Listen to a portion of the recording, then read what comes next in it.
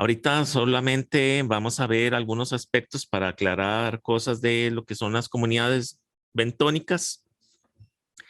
Y hay unos términos que se utilizan mucho, que ustedes van a encontrar en la literatura, como es comunidad, como es ensamble o ensamblaje, y también gremio.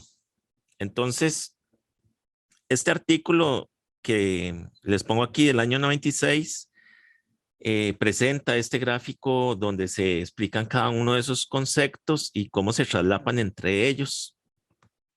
Y también en esta tesis que pongo acá de García Méndez hay un ejemplo de lo que es un ensamble. Entonces, cuando hablamos de comunidad, sería todos los organismos que están presentes, que pueden ser de diferentes grupos taxonómicos. Incluso uno, si habla de la comunidad bentónica, ahí, como ustedes conocen y hemos estado hablando en el curso, estaríamos viendo organismos grandes hasta organismos microscópicos. Podríamos ir desde los organismos unicelulares hasta los vertebrados que habitan o que utilizan el bentos. Y todo eso conocería como la comunidad bentónica. Y entonces uno los podría definir por espacios, los que habitan la comunidad bentónica del manglar o la comunidad bentónica de la zona de rocas, y ya ahí los va definiendo. Incluso podría delimitarlos al área de muestreo que usted hizo, la comunidad bentónica que salió en Adraga o la comunidad bentónica que se obtuvo con los barrenos. Y ese es el concepto básico de comunidad. Lo que implica es que hay grupos de taxonómicos diversos dentro de esa observación que se está haciendo en un lugar y en un tiempo delimitado. Pero entonces ahí empiezan como los inconvenientes de hasta qué punto llega comunidad, porque entonces si uno está excluyendo ciertos grupos por el tamaño y ya no está agarrando ciertos componentes de esa comunidad, muchas personas dicen que ya ahí no debería hablarse entonces de comunidad, sino de ensamblaje. Y entonces el ensamblaje es como un subset de la comunidad entera, donde solo tomamos ciertos grupos que están relacionados filogenéticamente. Si estamos hablando de macroinvertebrados, casi todos van a provenir de un mismo ancestro, muy separado, pero el mismo ancestro. Entonces uno podría hablar del ensamblaje de macroinvertebrados en vez de la comunidad. Otra forma de dividirlos es por gremios, que serían los que se alimentan por filtración, pero esos filtradores pueden ser de diferentes filos, pueden ser moluscos, pueden ser peces, pueden ser incluso equinodermos. Los suspensivos serían los que se alimentan del material que va cayendo, entonces ahí podrían ser poliquetos, podrían ser otros grupos como esponjas, etcétera, o corales incluso. Entonces, los gremios tampoco son taxonómicos, son más basados en la función que tienen en el ecosistema, que era como lo que les hablaban ahora en la charla. Y el otro concepto que uno encuentra mucho es el de ensamble o conjunto. Y esto ya implica no solamente un parentesco filogenético de los grupos, sino que también utilizan ciertos recursos que explotan del medio de forma similar entre las especies. Entonces uno, por ejemplo, puede hablar del ensamble de heterobranquios en macroalgas del Pacífico costarricense, porque esos heterobranquios, que son babosas, están usando un espacio que habitan en las macroalgas. Es un recurso por el cual están compitiendo. Y entonces acá esta forma en que utilizan ese recurso ya los hace tener una similitud de requerimiento de nicho y están relacionados filogenéticamente. No son toda la comunidad bentónica, sino son un grupo específico. Y ahí es cuando sí podría ser más correcto usar el ensamble. Otra forma sería como el ensamble de poliquetos sedimentívoros, o sea, se alimentan de sedimento en una planicie fangosa. Entonces no estamos viendo toda la comunidad, ni estamos viendo un ensamblaje que sería no me importa mucho la función que cumplen los grupos en ese subset de la comunidad, pero en el ensamble sí me importa el gremio, o los rasgos ecológicos que tiene para ubicarse en ese sistema. Entonces, como se demuestra aquí en este gráfico de BAM, que es el que nos hace este solapamiento entre los conceptos, el ensamble es más restringido porque necesita ver diferentes aspectos de la ecología, lo que sería aspectos geográficos donde esa comunidad está viviendo, los recursos que utiliza en forma de los usos como gremios o como rasgos ecológicos, y la parte filogenética que es restringida a cierto grupo. Entonces esta es como una guía de cómo deberían usarse esos conceptos y cómo se encuentran en la diferente literatura. Y acá hay como una versión también un poquito en español, haciendo como similitudes con otros conceptos que también son muy comunes en la ecología. El concepto de comunidad también es sinónimo con el concepto que uno puede encontrar de biocenosis. Y la biocenosis sería todo lo que habita en una zona, que ahí estaríamos hablando de la biota, la flora y la fauna bentónica. Y acá está el gremio, estaría también como grupo funcional, que nos podría explicar también no solo alimentación, sino formas en que utiliza el nicho. Y tenemos el nivel trófico, que es el uso de los recursos. Y uno de los recursos, como mencioné, podría no ser solo alimenticio, sino que puede ser el espacio en que viven. Y después tenemos pues el gremio taxonómico, sería la mezcla entre el uso de esos recursos y un grupo específico taxonómico que podemos encontrar. Por ejemplo, podría ser los crustáceos sésiles de las rocas. Entonces ahí ya tenemos un gremio taxonómico. Mientras que otro podría ser los crustáceos herbívoros que habitan en una región. Y el otro, simplemente el de ensamblaje, sería también conocido como taxocenosis, que simplemente nos estamos delimitando a un grupo taxonómico que queremos ver la composición de especies.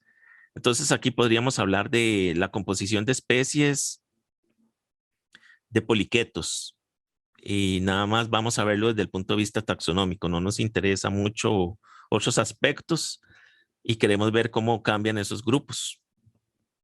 Entonces, básicamente aquí, pues, es la forma en que se puede ver estos diferentes conceptos. En la literatura, en español, es más común encontrar ensamble usado, pero muchas veces se usa ensamble como lo que debería ser en realidad ensamblaje. Y en la literatura en inglés, casi ensemble no se usa mucho, y lo que se usa más es ensamblaje. Entonces, hay veces no concuerda del todo la forma en que la gente los utiliza en español y en inglés. Y estos gráficos que les enseñé intentan un poco poner orden en eso. Muchas veces la gente utiliza ensamblaje como un sinónimo de comunidad, o otras veces la gente habla de comunidad, pero no los delimita bien en el trabajo, no explica bien a qué se está refiriendo, y entonces ahí también puede ser un problema de entender de qué está hablando. Y hay autores más extremos que invitan a que la gente no use esos términos, pero son términos que en realidad están muy esparcidos por la literatura, y lo mejor es tal vez el consejo, siempre que se hable en un trabajo que ustedes hagan de comunidades o de ensamblajes o de ensambles, es definirlo bien en la parte de la introducción o en la parte de la metodología, para que otra persona que lea el trabajo entienda cómo están aplicando ustedes ese nombre al concepto que van a trabajar. Entonces, no necesariamente todo tiene que ser como de una forma o de la otra, pero este tipo de gráficos que les enseño es como una guía para usar mejor esos conceptos cuando se ocupe clarificar mejor el tema de estudio en comunidades biológicas. Si uno olvida un poco esos conceptos como definiciones y se fija más en la distribución de las especies. Es mejor estudiar las comunidades como gradientes ambientales. Y entonces vamos a tener 4 modelos muy básicos. Uno es en donde cada especie, que están representadas aquí por estas líneas, se distribuye independientemente de las otras especies y podemos hacer un gráfico respecto a un gradiente ambiental. Por ejemplo, digamos que esto era la parte de agua dulce de un estuario y la parte de agua salada de ese estuario, y entonces vamos ganando salinidad en ese gradiente, y entonces unas especies van a estar más asociadas con poca salinidad y otras especies más abundantes cuando hay más salinidad.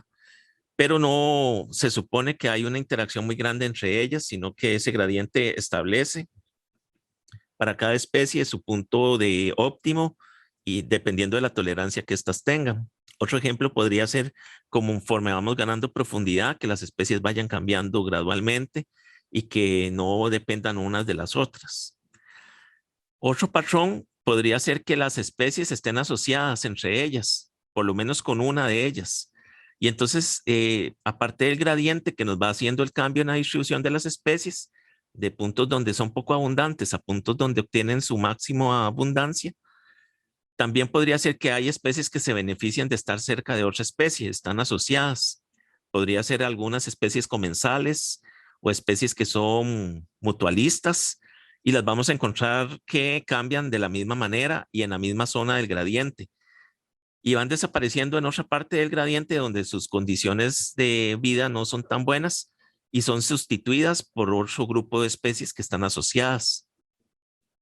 Pero siempre va a haber un traslape entre estas. Entonces, esta es una manera también de ver cuando hay una asociación entre las especies, que es algo que podemos hacer con los análisis estadísticos, determinar si nuestras especies se distribuyen de forma independiente o si estas se están distribuyendo de forma asociada. Y otro ejemplo, otro modelo de distribución con los gradientes es cuando tenemos cortes. Y esos cortes en la distribución podría ser que para algunas especies tiene una abundancia bastante grande, monopolizando el sustrato, y de pronto hay un bajonazo donde es sustituida por otra especie y tenemos unos puntos intermedios donde se está dando la competencia entre esas dos especies. Esto es muy común de ver en zonas rocosas y es más fácil de observar porque están compitiendo por el espacio. Entonces, un bivalvo podría estar ocupando cierta zona de la zona de esa parte rocosa y empezar a tener competencia contra cirripedios, y ahí tal vez la especie que logre crecer más rápido y que logre establecer sus reclutas más rápido en esa parte de la roca puede excluir a la otra especie, puede evitar el crecimiento de esa especie. Y entonces vamos a tener una zona muy poblada del mejillón que de pronto empieza a decaer porque empieza a toparse con los cirripedios y tal vez los cirripedios tienen una forma de crecimiento más agresiva que logra ocupar más rápido ese espacio y entonces es totalmente sustituida. Podría ser un ejemplo de este tipo de distribución cuando hay competencia interespecífica. O si tenemos, por ejemplo, una lapa, un caracol del tipo lapa, un limpet, que esté ramoneando, comiendo algas en la zona rocosa, también va a comerse, como he mencionado en la clase de zonas rocosas, podría comerse los reclutas de los cirripedios, las larvas de los cirripedios que recién están asentadas y que tienen un tamaño muy pequeñito. Y estos moluscos podrían comérselos cuando están raspando las algas y entonces esa zona se da una competencia entre estas dos especies sésiles, bueno, entre estas dos especies bentónicas, donde el cirripedio es sésil y las lapas son caracoles móviles que van raspando sobre la zona y entonces ellas van a ocupar ese espacio y se va a dar un cambio en abundancia que uno ve donde decaen los cirripedios y empieza a aumentar la cantidad de caracoles que están utilizando la zona rocosa. Y después tenemos cambios en la distribución de especies que están muy restringidos por una variable ambiental, donde se pueden hacer cortes muy drásticos en grupos de especies que no toleran del todo cierta condición ambiental que las hace estar totalmente excluidas de esa zona de forma abrupta. Y ahorita vamos a ver ejemplos, pero un caso muy conocido es con la termoclina. Si tenemos una termoclina marcada, donde el agua cambia de temperatura drásticamente, eso podría hacernos un corte abrupto en la distribución de ciertas especies. O también la desecación podría ser un ejemplo donde tenemos un cambio, por ejemplo, las especies submareales no pueden vivir en el intermareal y entonces esa zona del intermareal representa una barrera muy abrupta para las especies que estaban en la parte submareal. Entonces, esta es una forma de estudiar las comunidades que es viéndolo por gradientes. Aquí hay un ejemplo de cambio muy abrupto y cuando hablamos de cambios abruptos, tenemos lo que se llaman los ecotonos, que son zonas de transición entre un grupo de especies, un conjunto de especies y otro conjunto de especies muy diferente, que podríamos hablar de diferentes ensamblajes o diferentes comunidades. Y ese cambio puede ser, como mencioné antes, en una línea marcada y estrecha, o podría tener una zona un poquito amplia donde vemos un cambio entre donde unas especies decaen en abundancia y otras empiezan a ganarla, pero siempre hay una zona de corte donde no están con traslape. Este es un ejemplo donde podríamos encontrar un ecotono, cuando tendríamos una playa de barro como Punta Morales y que de un pronto a otro cambia totalmente el sustrato a un sustrato arenoso carbonatado, mientras que aquí era un sustrato de lodo. Las especies de lodo obviamente no tienen las adaptaciones para vivir en el barro, en arena, y las especies de la arena no tienen las adaptaciones para poder vivir en el lodo. Entonces aquí se va a dar un cambio bastante abrupto y esta zona de intercambio sería el ecotono entre estos dos ambientes, el de arena y el de barro.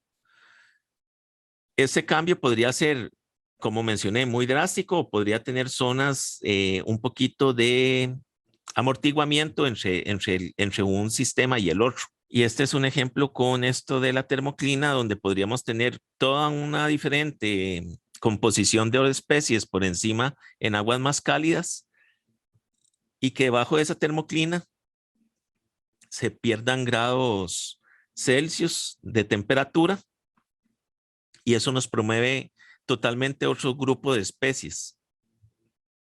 Pero muchas veces esa termoclina no es estable y va a estar cambiando, oscilando en el tiempo, dependiendo de las condiciones oceanográficas, puede subir y bajar y entonces nos va a crear unos bordes en estos dos conjuntos de especies donde se genera estrés para las especies que están viviendo ahí y van a tener pues oscilaciones en esos bordes de los ensamblajes en su abundancia, dependiendo la época y cómo la termoclina esté oscilando. Y esta zona sería el ecotono, toda esa zona donde oscila la termoclina. Y ya después, pues las especies pues ganarán estabilidad y tenemos un ensamblaje diferente. Y el otro aspecto es cuando no hay ese corte abrupto, sino que es un cambio muy gradual, muy suave. Va cambiando suavemente, van sustituyéndose las especies unas por otras y lo que vamos a ver es que muchas de sus distribuciones se traslapan, pueden tener picos cada especie en diferentes niveles del gradiente ambiental. Algunas podrían coincidir en ese pico ambiental que tienen, pero otras podrían presentarlo en un extremo o el otro del gradiente. Entonces, cuando hablamos de esto y vemos un cambio gradual, mucho traslape entre las especies, hablamos de un ecoclino, que es un gradiente continuo. Y nosotros podríamos hacer pues estudios, ver si nuestro ambiente bentónico que estamos estudiando presenta una distribución más como un ecoclino o presenta zonas discretas y hablamos de que hay presencia en ese ambiente de diferentes ecotonos que nos dividen los grupos de especies. Y eso por la estadística se puede establecer cómo se está comportando el ambiente que estemos estudiando. Acá estábamos hablando, por ejemplo, de los ecoclinos. Pueden ser estables también en el tiempo, pero podrían ir cambiando. Un ejemplo que podríamos ver es Ya tomando la zona del intermareal, la fauna propia del intermareal, dentro del intermareal, el intermareal va dentro de este, con los cambios de marea, va a comportarse como un ecoclino. Vamos a tener que la marea pues tiene diferentes niveles, como hemos visto, mareas vivas, mareas muertas, mareas intermedias, que nos van produciendo un gradiente de secación en la fauna y también un gradiente en que esa fauna está sumergida. Pero siempre vamos a tener la misma forma en que un intermareal se comporta. Y estos intermareales han existido pues desde que tenemos en este planeta la fauna viviendo en las zonas que tienen influencia por la luna y el agua y todo este ciclo de las mareas. Y no importa el nivel del mar que hayamos tenido en el pasado. Por ejemplo, durante la glaciación, pues el nivel del mar era más bajo. Igual había la existencia de una zona intermareal. Y con el tiempo, conforme se fue cambiando después de la glaciación y el nivel del mar incrementó, aún así los intermareales permanecían. Y lo que tenemos es una migración de las especies o al menos de los grupos funcionales que habitan en los intermareales a unas aguas que ahora están más arriba de lo que estuvieron durante la glaciación. Entonces ese ecoclino de la zona intermareal siempre ha estado presente en este planeta mientras ha habido fauna y flora colonizando las zonas intermareales. Con el cambio climático, lo que puede pasar es que este aumento sea muy rápido en el nivel del mar y que las especies que están presentes ahorita no logren adaptarse a esa velocidad del cambio y ahí sí podría haber una desaparición de ciertas especies intermareales con el tiempo, porque el cambio puede ser que sea muy rápido, pero ese ecoclino siempre permanece. El otro ejemplo básico es, como mencionaba, con los estuarios. Un estuario es un gradiente que vamos a tener de agua dulce que va cambiando a agua salada y por el otro lado de agua salada que va haciéndose, mezclándose con el agua dulce. Entonces, es un gradiente doble de cambio en la salinidad que nos va a hacer la reducción de las especies de agua dulce, van perdiendo su abundancia, las diferentes especies, dependiendo de su tolerancia. Y lo mismo pasa con las especies marinas. Conforme vamos entrando dentro del estuario, esas especies marinas van perdiendo abundancia porque no van tolerando esa cantidad de agua dulce que no pueden osmorregular. Entonces, en un estuario vamos a tener esas formas de diferentes distribuciones de especies que van cambiando a lo largo del gradiente y que se van en algunos casos traslapando. Pero también podríamos verlo como un ecoclino a lo largo de todo el estuario, pero que dentro del ecoclino hay una zona que tiene un ecotono, donde solo están las especies que se consideran totalmente estuarinas, especies que habitan entre 5 y 15 unidades de salinidad. Y muchos autores lo mencionan que esto es un ecotono entre el ambiente marino y el ambiente de agua dulce. Pero otra gente pues lo ve solo como un gradiente o un gradiente doble. Entonces son abordajes diferentes. Este es otro ejemplo, nada más para que lo vean, de cómo se ve un gradiente en una zona rocosa, que es un trabajo que yo hice en el 2004 en el Golfo de Nicoya. Y entonces se visitaba una zona rocosa adentro del Golfo, una zona como a la mitad del Golfo, después una un poquito aquí más afuera en Caldera y finalmente en una parte más exterior en Punta Agujas y del otro lado en Montezuma. Y entonces, como sabemos, este golfo se comporta como un sistema estuarino y la idea aquí era ver cómo cambiaba la composición de la fauna y la flora marina que habita en las zonas rocosas de este golfo. Y entonces, aquí viendo las fotos de la zona infralitoral de cada una de estas localidades, pues se ven cambios totalmente apreciables en el color de lo que habitan las rocas. Aquí unas coloraciones verdes que corresponden a esponjas, con unos mejillones que estaban pegados a la roca.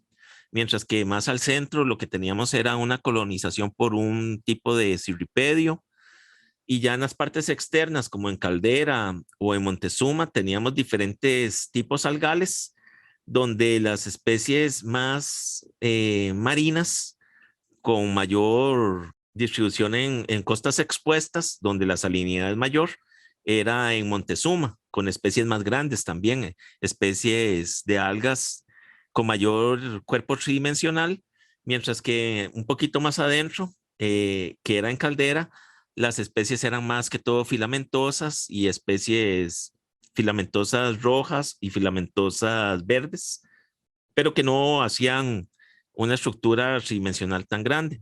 Y en la parte de agujas era una zona un poco más de acantilado, donde la fuerza del oleaje era muy grande y mantiene una zona rocosa bastante limpia. Entonces uno puede ver aquí diferentes gradientes.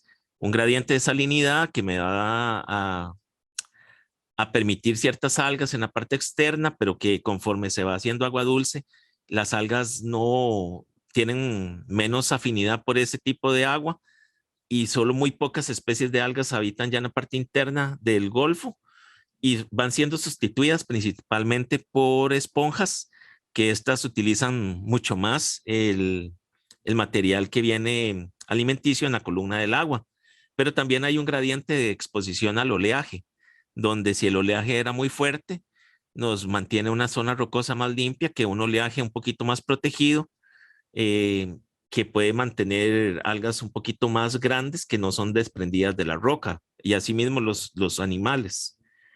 Pero dentro de cada zona rocosa, lo que tenemos es una zonación por el nivel de la marea. Entonces, aquí en este clúster nos agrupa las listas de especies de la parte más alta, 1,69 m sobre la marea baja, o 1,99 m en este caso, casi 2 metros. Y aquí están las que están superiores a 1 metro, de 1,5 m más que todo de altura en la zona rocosa.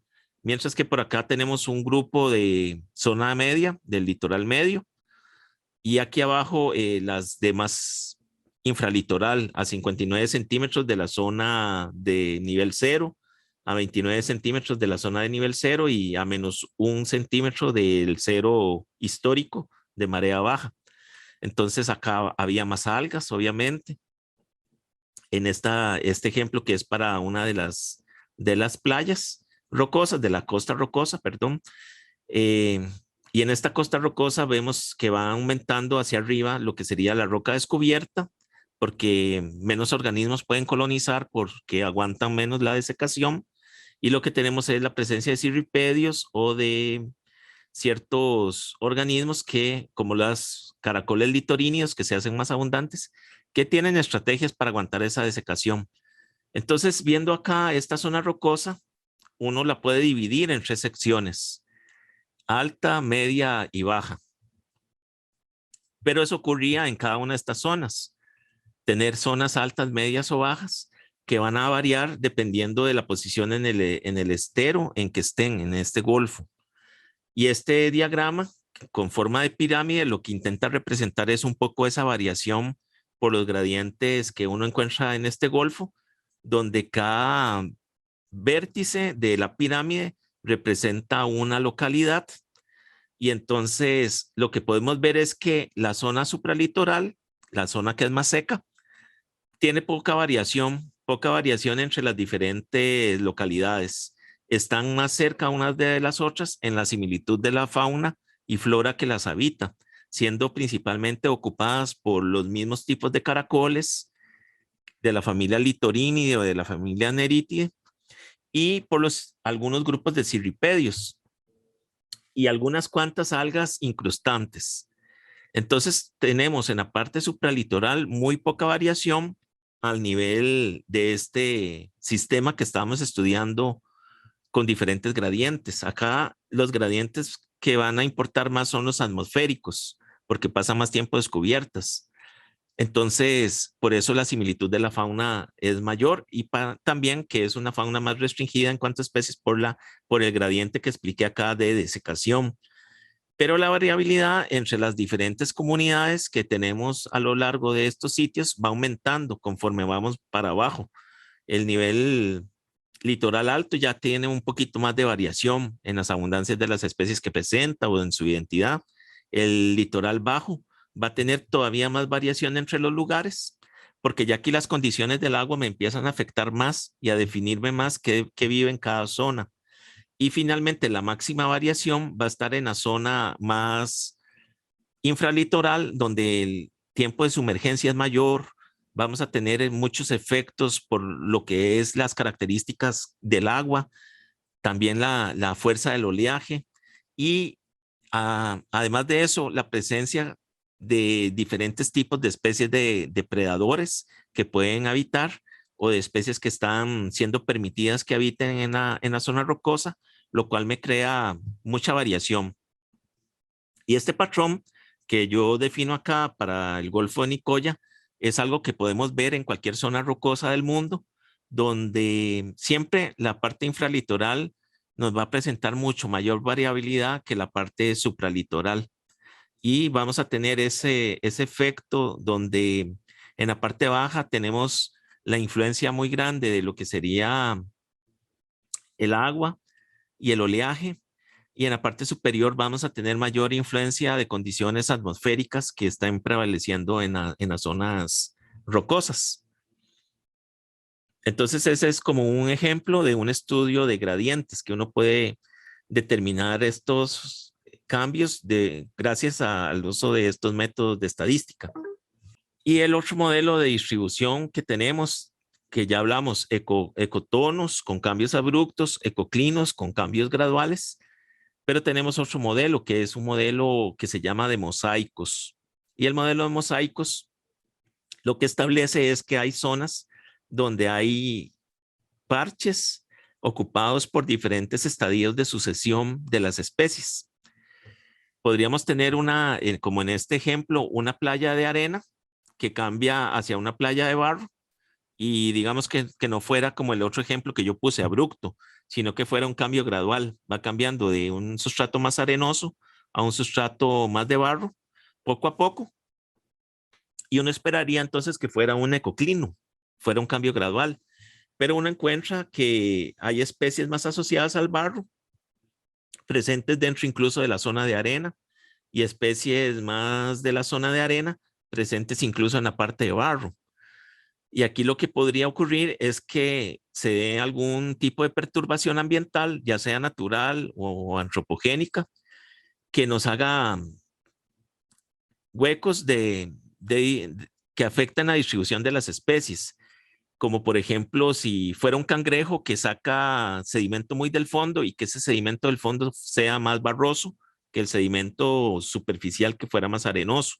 Entonces nos crea un parche de lodo de pronto en arena, y obviamente ese parche al ser de lodo no va a ser habitado por las especies de la arena, sino que se va a dar una colonización por las especies del lodo. Acuérdense que en los organismos marinos muchas larvas se transportan por el agua, por la columna del agua como plancton, y entonces van a buscar el sustrato adecuado para sentarse, o algunas pueden movilizarse por esa zona hasta la parte que les es más conveniente.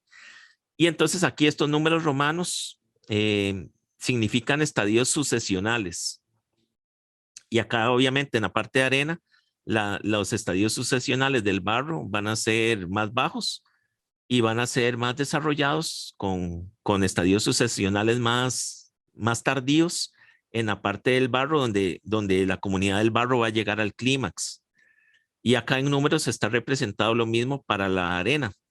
Vamos a tener estadios clímax, parches clímax en ciertas zonas de la parte de arena con nivel 13 de sucesión, y estos van bajando en su valor de sucesión a zonas de parche 1 o parche 2, y eso es lo que vamos a ver en la parte de barro. Si se hace una acumulación de arena en el barro, va a tener estadios sucesionales muy bajos. Entonces esta es una distribución por mosaicos porque vamos a tener parches diferentes.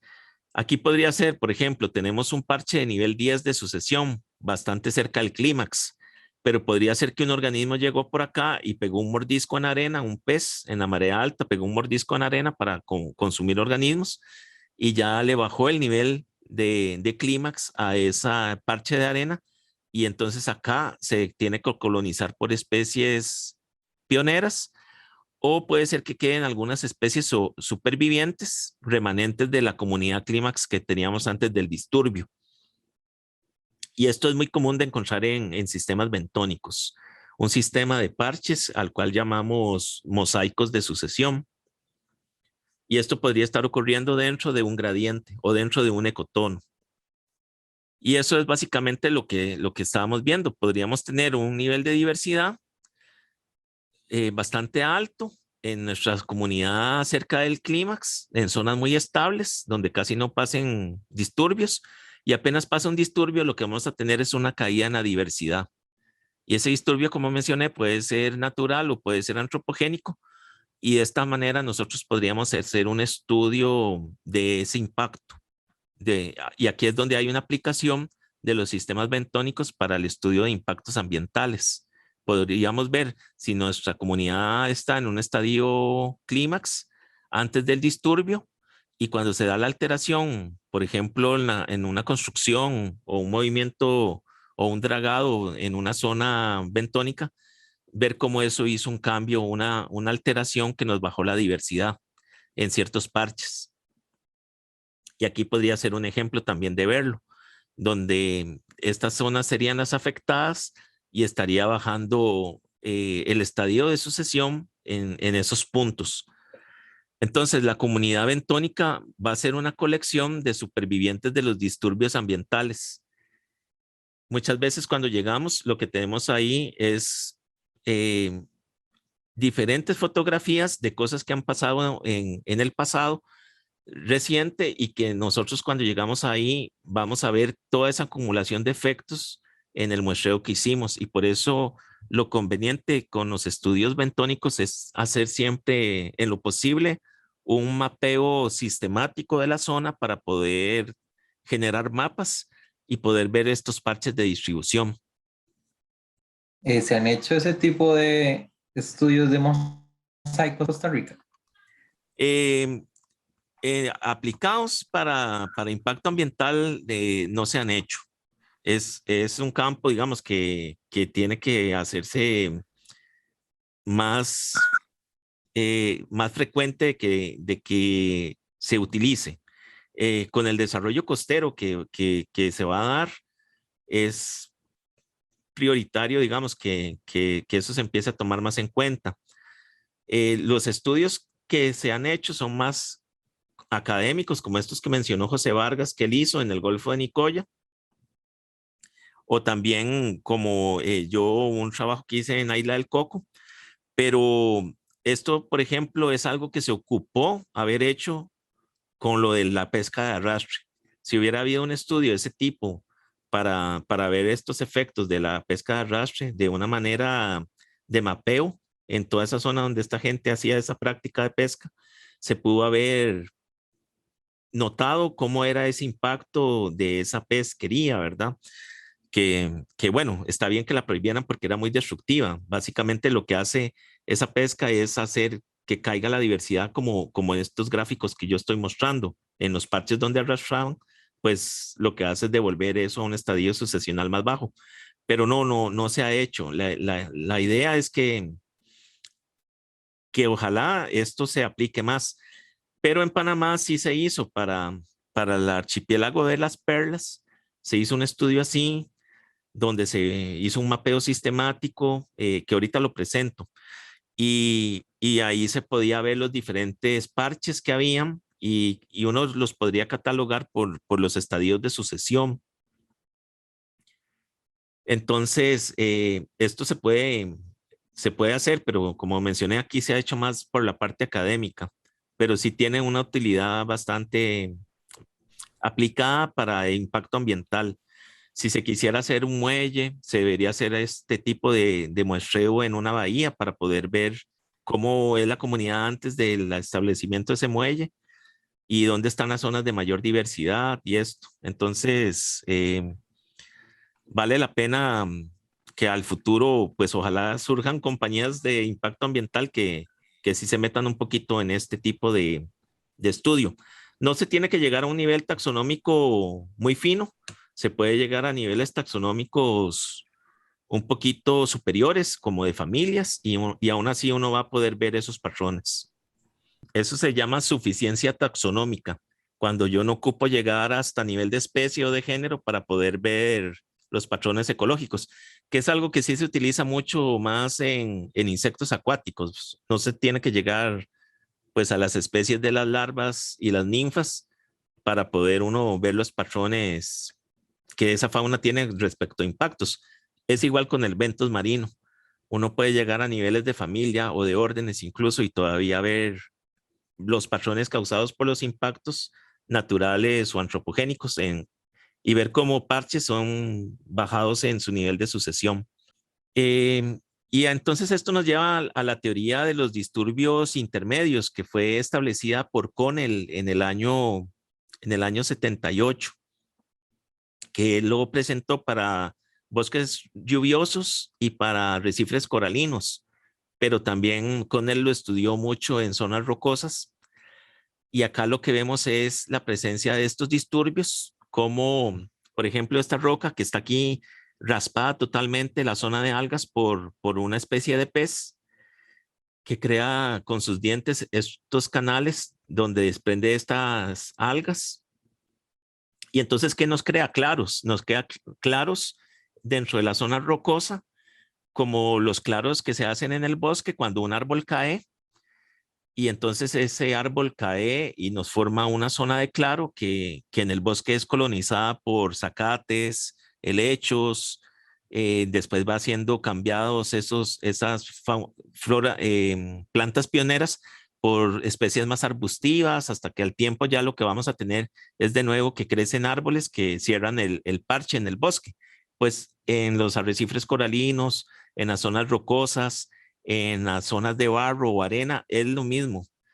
Cuando ocurre un disturbio, un pez pega un mordisco, abre un claro, ese claro ahora va a ser colonizado primero por las especies pioneras que pueden habitar esas condiciones de roca desnuda o de sedimento que cambió en sus condiciones y poco a poco va siendo colonizada por las especies del clímax de la zona rocosa. Y lo que pasa es que vamos a tener, como en todos casi estos sistemas, si los disturbios son poco frecuentes, por ejemplo acá, si no llegaran especies de peces a pegar mordiscos, lo que tendríamos aquí sería un tapete grande de algas, de una alga que colonizaría toda esa roca y básicamente uno vería que es uniforme, ese sustrato sería uniforme, solo estaría presente esa alga, o podría ser un cirripedio que ocupe toda la roca. Y entonces ahí nuestra diversidad va a ser muy poca, porque entonces vamos a tener especies que monopolizan el sistema. Pero conforme llega algún disturbio, que en este caso es un pez mordiendo, podría ser también el oleaje, un oleaje muy fuerte que esté golpeando y que nos desprenda organismos, nos crea un claro. Y conforme eso pasa, va subiendo la diversidad. Pero si es muy, muy frecuente que tengamos los disturbios, aquí era cuando era infrecuente, poco frecuente, fauna y flora monopolizando el sustrato. Y cuando es muy, muy frecuente, también va a pasar lo mismo, porque entonces, si siempre están llegando los peces y muerden y muerden y muerden, van a terminar reduciendo los parches del alga tanto que todas las especies asociadas a esa alga ya no van a estar. Y los estadios pioneros, tal vez no son tantas especies, entonces tenemos un bajonazo en la distribución. Y acá, si los disturbios no son tan frecuentes, pero son poco, pero se dan en una forma intermedia, es cuando tenemos mayor valor de diversidad. Porque, como mencioné antes, nuestra comunidad va a ser un acumulado de sobrevivientes anteriores a los disturbios y de organismos que están colonizando tras esos disturbios. Va a ser una mezcla. Es como si tuviéramos un museo donde tenemos los diferentes tipos de especies que pueden vivir todas al mismo tiempo en un área que estemos estudiando por la presencia de disturbios. Esto es también cuando vemos, si vemos la colonización ya dentro de cada parche. Al comienzo vamos a tener pocas especies. Muy poco después del disturbio vamos a tener poca diversidad porque solo tenemos las pioneras. Esa diversidad va aumentando conforme aumentamos en los estadios de sucesión, pero hay un punto donde vamos a tener ya especies que son de características dominantes, que pueden ocupar el espacio de forma eh, muy agresiva, no permitiendo el crecimiento de otras especies, que pueden alterar las condiciones del sedimento y hacer que ese sedimento ya no sea gustoso para las especies que estaban antes y entonces las excluye. Y entonces, mucho después del disturbio, lo que vamos a ir llegando poco a poco es el clímax, y con el clímax solo nos quedan las especies dominantes. Y también lo mismo pasa, como si el disturbio es muy largo, el espacio va a tener pocas especies porque los pioneros les va a costar cada vez colonizar disturbios más grandes. Y si los disturbios son pequeños, fácilmente va a ser cubierto por la especie dominante que está a los lados, y entonces también se va a mantener poca diversidad. Entonces, en todos estos casos, y como con él lo expuso y se ha notado en los ambientes bentónicos, siempre alcanzamos mayor diversidad en zonas intermedias de los gradientes, ya sea por un disturbio o también por mezcla del gradiente. Un ejemplo puede ser en los sedimentos. Si yo tengo sedimentos finos, pero esos sedimentos también están mezclados con sedimentos gruesos, tengo un sustrato heterogéneo. Y ese sustrato heterogéneo me va a permitir tanto la fauna que vive enterrada en sustratos finos, como la fauna que puede ser sésile en sustratos más gruesos.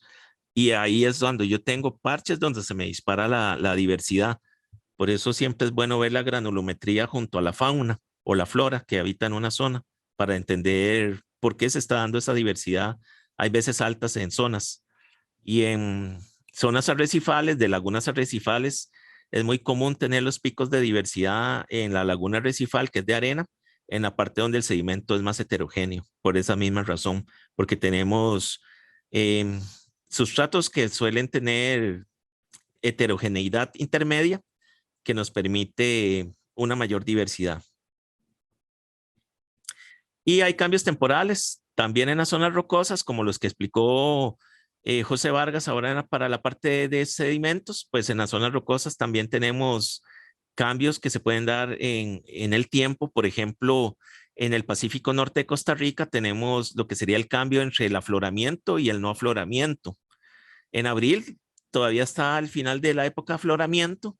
Hay muchos nutrientes en el agua porque se da la surgencia de aguas más oceánicas, y lo que vamos a tener es la proliferación de algas tridimensionales, foliosas, que van a cubrir la roca de forma masiva, y entonces esto nos dispara también las especies asociadas con esas algas. Empiezan a haber más herbívoros, empiezan a haber depredadores que habitan en las algas para comerse a esos herbívoros, y hay una mayor diversidad.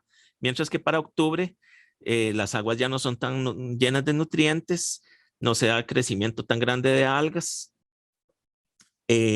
nos quedan los depredadores que van consumiendo poco a poco los otros organismos, y los herbívoros terminan de consumir las algas que quedaban ahí, y pasamos a un sistema menos diverso, con especies principalmente más sésiles que logran alimentarse de la poca materia orgánica que está en el agua, y soportar ese periodo hasta el siguiente época de afloramiento. Entonces, en la roca se ve muy marcado el cambio en la coloración de lo que está viviendo ahí. En zonas que no son necesariamente de afloramiento, también uno puede ver variaciones en los parches de la fauna y flora que vive en las zonas de roca. Y este es un ejemplo para una Bahía Chatham, en la isla del Coco. Y si uno va en diferentes épocas del año, uno puede ver que en ciertos periodos algunas algas dominan, en otros periodos dominan ciertas cianobacterias, y así también los organismos sésiles pues varían en su abundancia a lo largo del año por la disponibilidad de alimento, básicamente. Y acá puede tener que ver mucho con corrientes marinas que inciden de diferente manera a lo largo del año en esa isla, y también que acarrean larvas o no acarrean larvas. Y ya hay procesos internos biológicos de las especies, que algunas tienen marcada su época reproductiva en cierto periodo del año y otras no. Entonces todo eso puede afectar los patrones temporales dentro de las zonas rocosas. Y eso aplica en el trópico y en zonas de clima templado.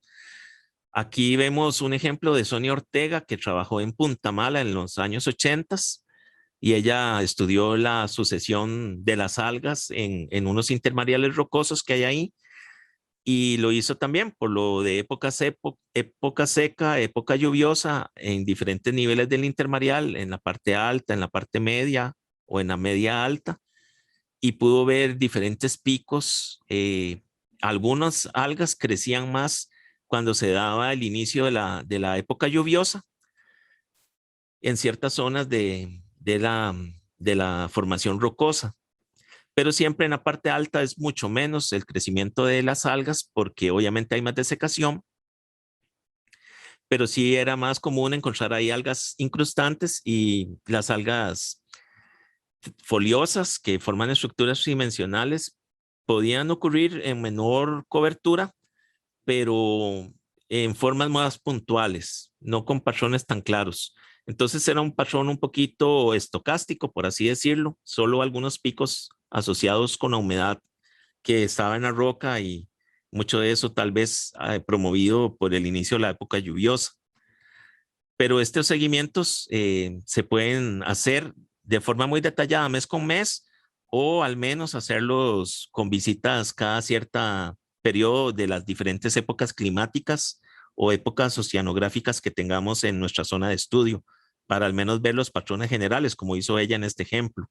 Y otro ejemplo fue en Montezuma, Carlos Villalobos, que estudió también cómo las algas iban colonizando unos sustratos que él puso artificiales, ladrillos, en diferentes zonas de la roca, o también él limpió, raspó la roca, quitó todo con un cepillo y limpió esa roca, la dejó desnuda, y fue viendo cómo se iba colonizando por diferentes algas.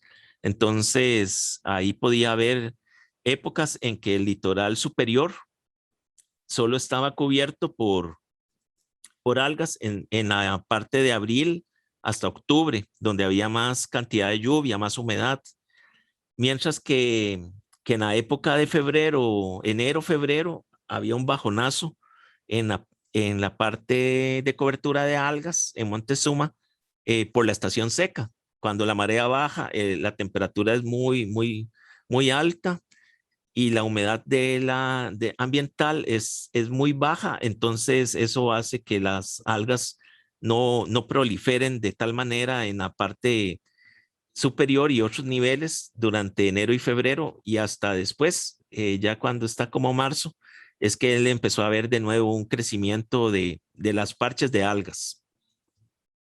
Entonces, estos tipos de monitoreos pueden ayudar a entender cómo son los patrones naturales que tenemos en las costas, y a largo plazo podrían ayudarnos, si se da un impacto ambiental, saber si de verdad ese impacto tuvo una incidencia sobre esa comunidad de la costa rocosa o no, respecto al patrón natural que en esta está.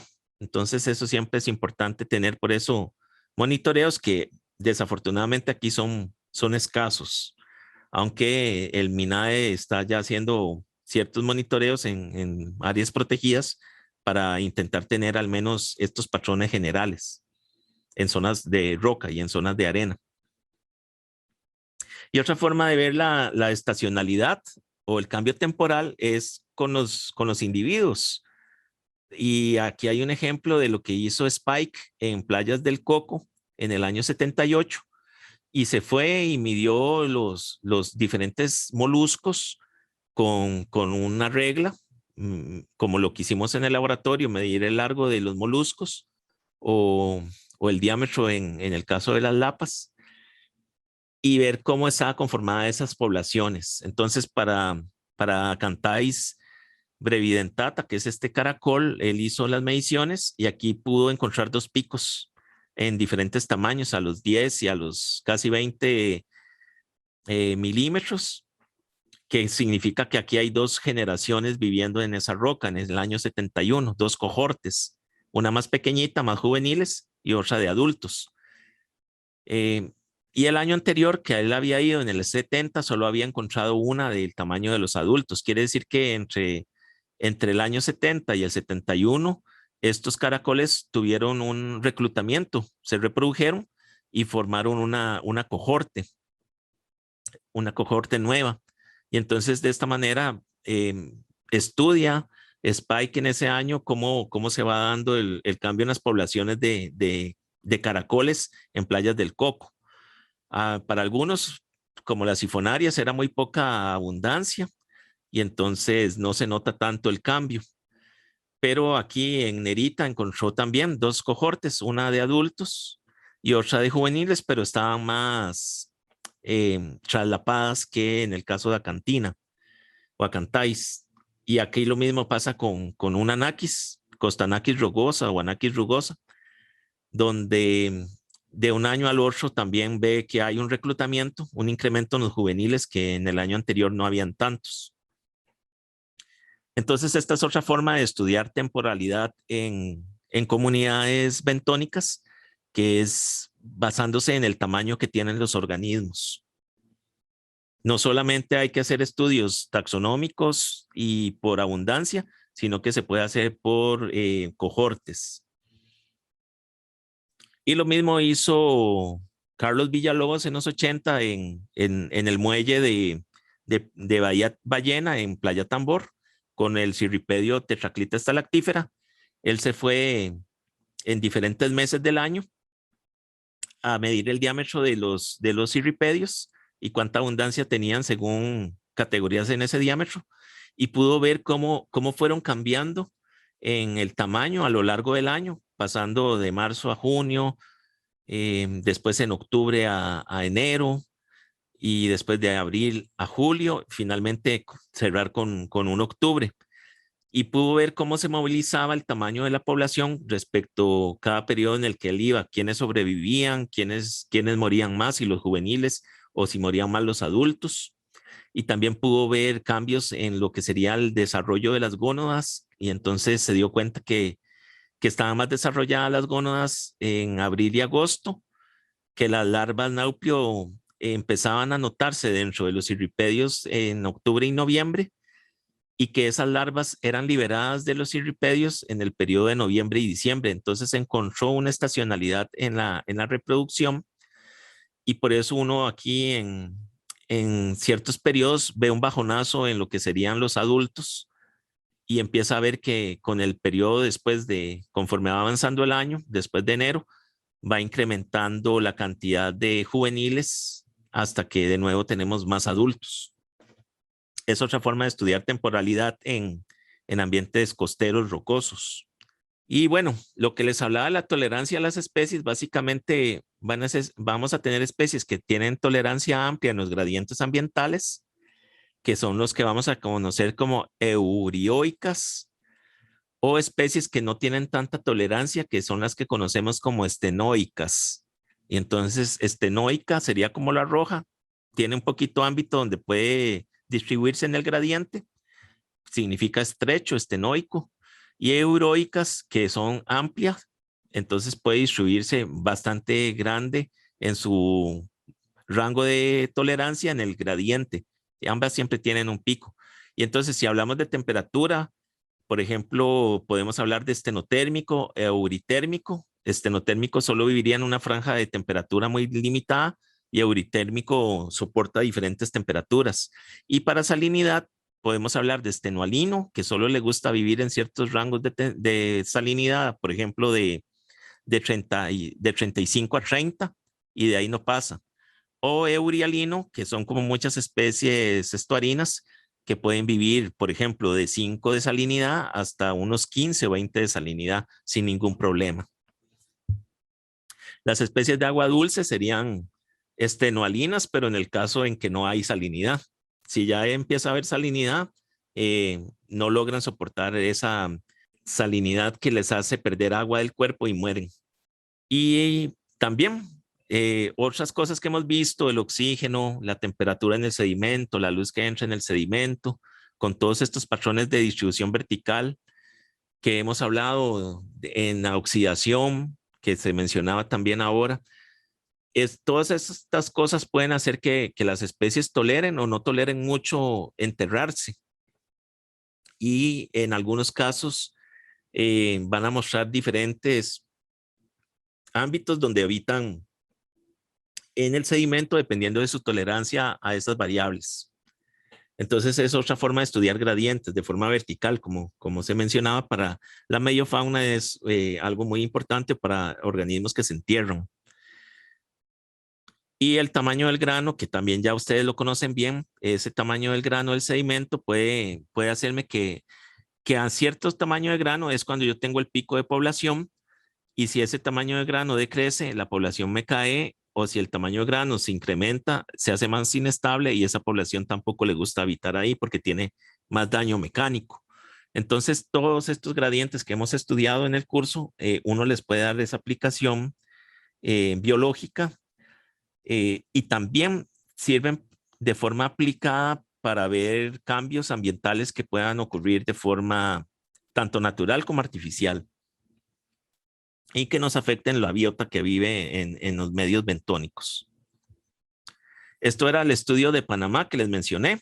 Se hizo, de aquí abajo, se hizo un muestreo sistemático a lo largo de todo este archipiélago en Panamá y aquí está graficado en forma de círculos la profundidad que teníamos en las diferentes estaciones, siendo esta zona del lado oeste la que tenía mayor profundidad, mientras que algunas zonas del lado oeste eran menos profundas, pero hacia el sur se volvía a ser profundo. Y al centro algunas zonas someras, dentro de las partes más de arrecifes que hay ahí en esa región. Y acá hay un mapa, lo mismo, se hizo la granulometría en cada punto, entonces se generó un mapa de esa granulometría y hay zonas más de barro al norte, zonas más arenosas al centro y diferentes tipos de arenas que podemos ver por ahí distribuidas a lo largo del archipiélago. Y entonces acá vemos la distribución, por ejemplo, de lo que sería el limo y la arcilla, que se acumulaban aquí en la parte norte de este archipiélago. Bueno, pues en todo esto, con dragas y con mucho tiempo, muchos meses de estudio, se clasificó toda la fauna bentónica, que salía ahí todas las especies, moluscos, bivalvos, gasterópodos, crustáceos, peracáridos, decápodos, todos los poliquetos y todos los otros organismos que habitaban ahí. Y este PCA es el componentes principales que nos resume la fauna, las listas de especies, y nos da un valor del PCA que se asociaba con la diversidad. Entonces sabíamos por el análisis estadístico que cuando el valor del PCA en componente 1 era mayor, eran ambientes más diversos, y cuando era menor, eran ambientes poco diversos. Y entonces aquí lo graficamos sobre el archipiélago y descubrimos estas zonas de alta diversidad en el archipiélago, mientras que todas estas otras zonas eran de poco valor de diversidad. Y como es claro acá, entonces se podía asociar esa diversidad con la presencia de limo y arcilla, nos bajaba la diversidad mucho. Y después también la profundidad, que coincidía con la diversidad alta, nos explicaba esos incrementos en la cantidad de especies. Y de esta manera, con este trabajo, se estableció aquí una zona protegida de uso múltiple, con lo cual lograron establecer zonas de protección de los puntos donde se ocupaba con cuidar más cierto tipo de diversidad, y de esta manera se hizo esa zona, y eso sirvió después para que se regulara el uso de pesca o de diferentes tipos de extracción o de turismo que se hacía en esa región de acuerdo a las características del bentos.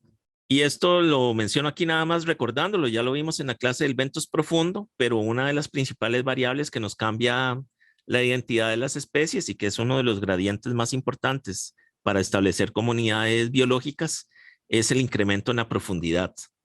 Entonces, conforme cambiamos de profundidad, vamos a tener que unas especies desaparecen y otras especies aparecen, y siempre vamos a tener, por así decirlo, ensamblajes diferentes a diferentes puntos de la profundidad. Por eso la profundidad siempre hay que reportarla en nuestros estudios. En el caso de la isla del Coco, donde la termoclina es muy marcada, arriba de la termoclina tenemos 26 grados centígrados hasta más o menos los 50 metros de profundidad, entonces son aguas bastante tropicales, pero justo a los 50 metros la termoclina cambia exageradamente y cambiamos. En cuestión de 1 metro tenemos ya 14 grados. Entonces para la fauna eso es un cambio muy marcado que hace que varíen las especies, y este es un perfil que hicimos con poliquetos, donde vemos que justo en ese punto de los 50 metros había un bajonazo en todos los indicadores de la biodiversidad, y después de los 50 metros empezaba de nuevo a crecer la diversidad y la abundancia. Pero ¿qué pasa? De otras especies, muchas diferentes a las que vivían en las aguas someras, que eran más tropicales. Entonces, en este caso, la profundidad nos marcaba una zona de ecotono donde tenemos un cambio marcado de esas especies, pero dentro de cada una de estas regiones, entre ese ecotono, aquí nos produce diferentes ecoclinos. Un ecoclino en la parte somera y un ecoclino en la parte más profunda que prosigue seguramente todavía más profundidad. Entonces eso siempre es bueno estudiar esos cambios. Para otros estudios bentónicos, como en Antártida, se ha hecho para moluscos y se ve la distribución de las diferentes especies conforme la profundidad. Y aquí vemos los patrones, como estas líneas, hasta qué punto llegaba cada especie. Y se ve que unas logran llegar a profundidades mayores, pero conforme va aumentando la profundidad en que llegan unas, ya no habitaban en zonas someras, están restringidas a esa profundidad. Y algunas sí logran tener mayor distribución en la profundidad y otras son solo de aguas someras. Entonces uno puede hacer este tipo de gráficos donde muestra la ganancia de especies conforme voy aumentando la profundidad, cuántas especies voy ganando, cuántas especies nuevas voy sumando, pero también puedo hacer el gráfico de la pérdida, cuántas especies yo voy perdiendo conforme aumento en profundidad. Y entonces se pueden hacer estos dos patrones y la sumatoria de estas dos líneas, lo que gané más lo que perdí, es lo que conocemos como el recambio o el turnover.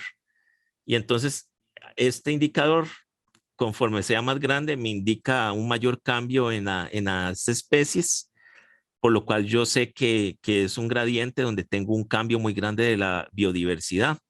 Y esto ocurre también con los moluscos de la isla del Coco, que conforme aumentamos en profundidad vamos a estar teniendo mucho recambio. En un trabajo que yo hice, más o menos se calculó que cada 10 metros se estaba dando un recambio considerable de las especies que habitan en la isla del Coco, porque la pendiente es muy marcada en esa isla. Y lo mismo pasa aquí en estas zonas de la Antártida. Y bueno, esos gradientes de cambio de abundancia con la profundidad también se pueden ver en la biomasa. Este es un estudio en Italia que tenían desde 3 metros de profundidad a 40 metros de profundidad, distribuidas estaciones, y se ve cómo va cambiando esa fauna de 3 metros, 5 metros, 15 metros, etcétera, hasta 40 metros.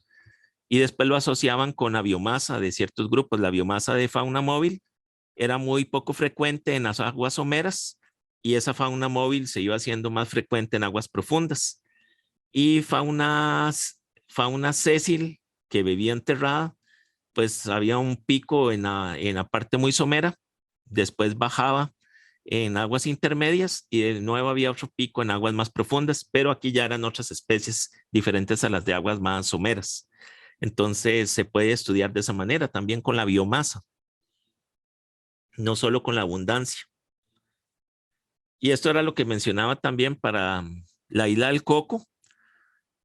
Era una sinergia lo que teníamos, la profundidad del agua mezclado con la presencia de limo y arcilla, y eso mezclado con el tamaño medio de la arena.